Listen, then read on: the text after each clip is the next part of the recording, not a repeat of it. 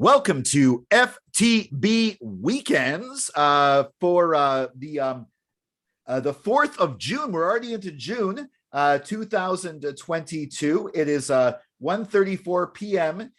In the afternoon when we're recording this. I'm your host, Jason C. McLean, and the C stands for could maybe use a summer shave. I'm joined, as always, by Dawn McSweeney. Welcome, Dawn. I like that one. You caught me off guard. Oh, good. I like to do that. So yeah, so got to change the banner. It should be saying FTB Weekends, but it says FTB Fridays. But it's a Saturday and it's a weekend. Okay, let's get into the news. Summer on Thursday. Weekend. A strange Thursday election. I don't know if it's strange, but maybe Ontario does it like that. But usually elections are on like Monday or Tuesday, or on Sunday sometimes. But on Thursday, Ontario, in like about 10 minutes after the polls closed, re-elected Premier Doug Ford of the Progressive Conservative Party to a majority government. So what's interesting that I heard today is they had the lowest voter turnout in history. And was 43%. Their last lowest, I forget they said what year it was, but their last lowest was 48%. So, I mean, this is a fraction of the people who could vote and a lot of people who just apparently didn't care, didn't think their votes mattered. And that's interesting considering we're going to have our provincial election coming up this year. Oh, so people are going to vote, I think, in that one. Because do you think that a lot of people don't feel their votes matter? Well, the thing is, I mean, Legault is, I think, maybe a more polarizing figure than Ford. The problem is, I for the Quebec election, it's a bit different because they're both. It's interesting. They're both like very like much on the right wing, but they both really pissed off a lot of the right wing base with their COVID policies. Legault more so. Ford didn't do curfews. No, and Ford didn't. I feel like Legault is trying to make us forget he did curfews by the time we get to the election. I don't know if you also heard that he said that if he gets reelected, he's going to send us more money. So that was an interesting, I'm not sure. He's also going to like increase like policing of the French, like giving like investigative powers to the Office de la Langue. Oh, that happened. That's done and done. Yeah. That's his way of trying to get people to forget, his base at least, to forget about the curfew. But back to Ford, though, it's interesting in Ontario because the Liberals are not really a factor anymore. They were the government, and then they had their Ignatieff moment. But this new guy, Stephen something, he didn't even win his own riding, I don't think. He came back and he was not Justin Trudeau. Let's just put it that way. The official opposition is still the NDP in Ontario. Which is interesting and I love, but so much of politics is a form of, like, you could call it some sort of priestcraft. Like you're doing some sort of woo-woo by trying to stand up there and orate and compel all these people. And if you don't have that and you only have good ideas, you can't be a politician. It just doesn't work that way. So in my opinion, we saw that with Mulcair as well, because I believe that charisma and presence and how you stand up in front of a group of people and answer tough questions and make people comfortable is the majority of the job. People don't often care about the nitty gritty, and that Liberal guy out there, not the most charming, compelling figure. I heard that I was watching Global News. They had some like old lady like, oh, he's a nice man. I think he should have won because I see him walking his dog and I say hi to him and he says hi back. Like, basically that was someone for like, he was so about Vaughan. But back to Mulcair for a second is the NDP tried to suppress Angry Tom. But when he was doing Angry Tom in the rain, angry for a reason, railing against. Sure. Great ideas. He had great ideas. When they put him in the snow, but he was good when he was angry. But not really. When they put him in the sweaters and they tried to make him like grandpa, that's when he completely lost his. He had the unfortunate task of coming in after Jack Layton, who had that thing I'm talking about, and Mulcair just didn't. And even if he had a little glimmer of them, putting him back to back with Jack Layton, there was no way to ignore the fact that he didn't have the same je ne sais quoi. Yeah. And that Hollywood, you either have it or you don't. I believe that about politicians. Yeah, I think Melanie Jolie has it. Kristen Friedlander has it. I interviewed Melanie Jolie one time. She was I for mayor of Montreal. I had all these like really like hard-hitting questions I was going to say. I've ended up saying, but the moment I started talking to her, she was so like engaging and charming and like very like I was like, wow, she's a really good politician. Right. Like, and that's facts. Yeah. You need that. There's an element of that. You don't want your politicians to lie, but you need them to have that. Yeah, someone who plays politics but isn't really a good politician is Elon Musk. We've been talking about him a lot, trying to buy Twitter, but he did something. He actually made a statement that the Tesla like office workers, the executives have to go back to the office at least 40 hours a week or find a new job. Like, I mean, now admittedly, I understand Tesla wanting like their factory workers to work on site because they're building cars, but like office workers when there's no reason, like executives, is he going to try and do this with Twitter too? I think it's a real arcane concept that people who don't actually have to be doing their work in an office should be doing their work in an office. Otherwise, they're not working. Interesting fun fact. So first of all, because you said he plays politics, the thing is, I think he is case in point what happens when you have FU money. I think he's mostly a troll, and I don't even know if he plays politics sometimes or just gets kicks and giggles, you know. But in this particular case, it is arcane. It is a weird power trip.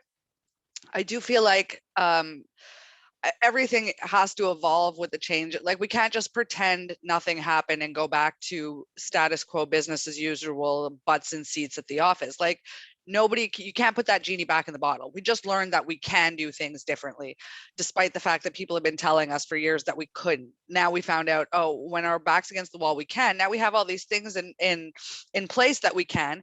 And now a lot of people have realized that their work-life balance is improved by it. So he's going to lose a lot of very qualified people who will go to a company that now respects the new models. Yeah, and what he said was that he was like, oh, if you think you're more productive, he's like, yeah, go pretend to work somewhere else. He doesn't seem to understand that people are more productive. He pretend to work. No, people are more productive. No, maybe it's the fact I've heard people express this, that the idea is he's not really all that great or bright, but he needs to have people around him who are a lot smarter than him, who can basically make him look good. And if those people are working from home, they're not going to be in the office like sucking up to I was just talking about Steve Jobs the other day. Here's why. Because people need to remember that just because you're a genius in some things does not make you a genius in all things. And that's why you need to surround yourself with people who are experts in their fields. Because Steve Jobs could have not died from cancer if he listened to a doctor instead of thinking he was smarter than them. So same thing, Elon Musk should maybe stick to what he's good at and maybe not be in charge of running people. Yeah. His people skills aren't like. Yeah, exactly. He's apparently a micromanager, which is kind of let him go do something more cerebral and leave people to somebody who specializes in HR. Yeah, and I also heard a little comment that basically Elon Musk, he had enough money for a 2-bedroom apartment in downtown Toronto, and he blew it all buying Twitter. That's funny. I like that. But yeah, no, like, I mean, I just want you to know that when I'm on the plateau, there's a house near me that is connected on both sides, and the two floor converted into one, and it is $1.7 million. And for that, you get no garage, and you will still have to park on the street. So sometimes I sit here and go, it's a wild world, eh? I remember when you used to live in the plateau, and it wasn't like that. No, but there still are some affordable places in the plateau. There are still, but yeah, if you have the phone number of that, say it on the end. Someone buys it, do we get a commission? Is that how this works? I think that's exactly how it works. Everybody should just call me if you're looking for a $1.7 million spot in the plateau without a garage. Without a garage, yeah, exactly. And well, speaking, I guess segue. We're gonna Montreal, for example. Yeah, they're making pedestrianizing streets. Things are going well, but you have a little rant about libraries, I believe, Dawn. Well, it's not a rant. It's more like a realization. So there I was in Halifax. Look at me, I get out occasionally. But it was my first time to Halifax. And I was hell-bent on seeing their super cool museum that is designed to look like stacked books from the outside. So I went and I looked at it, and I'm like, it doesn't really look like stacked books. I'm not so impressed. But then I went inside. They have an auditorium space. They have windows. They have 2 cafes. You're allowed to eat with the books. There are places that are designated as silent and places that aren't. It's 5 floors. All this to say, it becomes a community hub. And now, when was the last time you thought to yourself, man, I'd like to go to a Montreal library because community lives there? No, I've never thought that. But why not? Why don't we? We're so good at so many things. And it just seemed like a blind spot because we didn't know that that was something that we could do. And it just made me think of all the ways in which Montreal, I wish, had these little hubs to cultivate community. And moving forward, I hope that we bring some of that sense of community that we tried to build during the lockdown, where everybody was in it together and together apart and, you know, trying to help each other out. I hope we could build that forward and create these spaces and places where they have loud. Yeah, sorry. Yeah. I don't mean to interrupt you, but they have loud places in the library? Yeah, there was literally, when I walked in, there was a concert. They have an auditorium there. Because have you ever really wanted to read in full silence? No.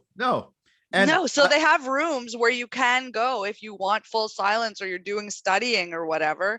But the other places have some music, some talking, some lunch, because, you know, otherwise you're going to leave. You said eat with the books. What about books that you can eat? Okay. I tell you, sometimes on my Instagram feed, everything still is cake, and it's really troubling. Everything. No, but like a real book published with like actual text, like 4 or 5 pages or something, and you could read. And when you finish reading a page, you get to eat it. Did I tell you that Margaret Atwood made a copy of The Handmaid's Tale that's unburnable? Ironic. It's for auction. I didn't cut off your rant there in the middle there. Like you are. No, I just want Montreal to, we have the population and the money and the spaces to create this community instead of being limited by what we already have and the concepts we already have about what designated spaces should be. And I think that as we move our targets and say work doesn't have to be done at the office, we could also say that libraries don't have to just be silent places where we don't really go. Yeah, call it the no shush. I don't know. They'll come up with some dumb name for it, but I mean, hey, if they think the big wheel is a good idea, then maybe the library. This is a really good idea. And what's also a really good idea is that you follow Dawn McSweeney on Twitter and Instagram at McMoxie. Follow me at Jason C. McLean, Twitter, Instagram.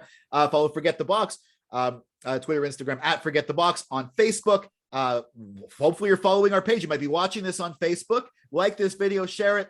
On YouTube, smash that like button, subscribe, ring the bell for notifications, get our Android app, and for of course for daily content, you can always check out forgetthebox.net. We'll catch you next week for another FTB weekend.